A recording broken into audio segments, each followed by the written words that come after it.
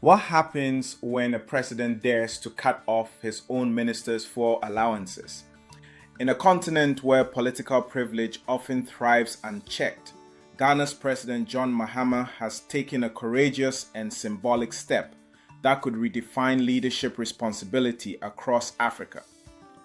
As reported by Africanews and GhanaWeb, Mahama has abolished fuel allowances for political appointees, a move stirring both applause and urgent conversations about economic justice. Just 6 months into his presidency, John Mahama is delivering on his promise to reset Ghana's economy. The directive to abolish fuel allowances, announced in July 2025, is part of a broader fiscal reform agenda aimed at slashing government waste and redirecting public funds to critical sectors like healthcare, education, and infrastructure.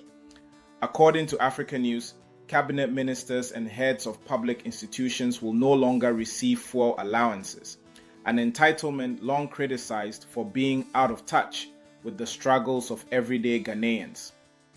But this is just one part of the bigger picture.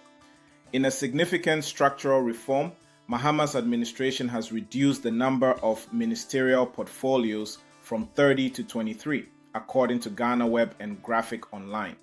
This move was enacted via executive instrument and forms part of a wider strategy to streamline government and cut overhead costs.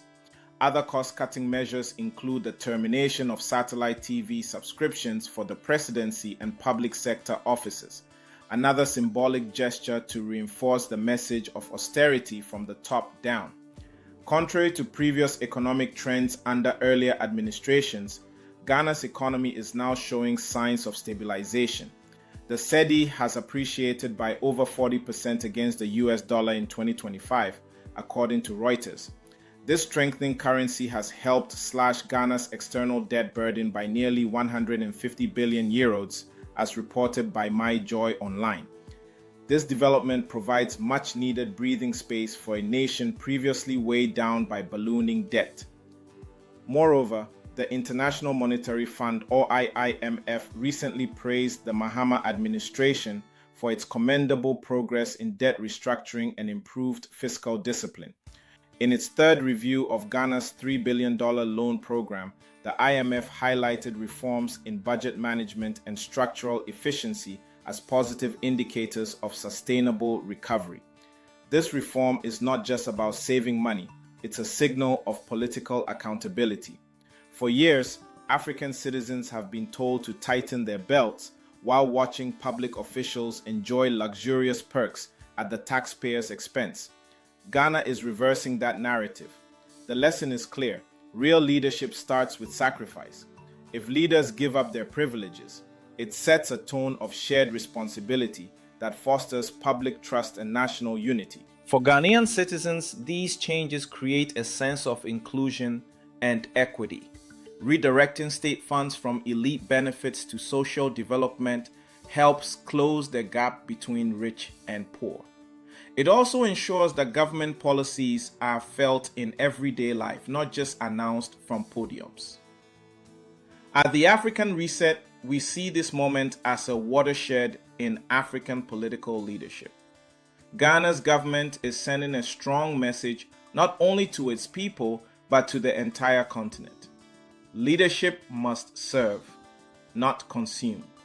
While symbolic, eliminating fuel allowances and downsizing ministries sends a signal that public office is not a personal reward, but a public responsibility. Ghana is setting the stage for a new kind of governance, one that prioritizes integrity over indulgence and nation building over self-interest. Other African governments should take note. Change does not need to wait for external donors or revolts. It can begin with internal conviction. For both foreign and local investors, these policy shifts are encouraging. A government that is serious about fiscal discipline signals a stable environment for investment.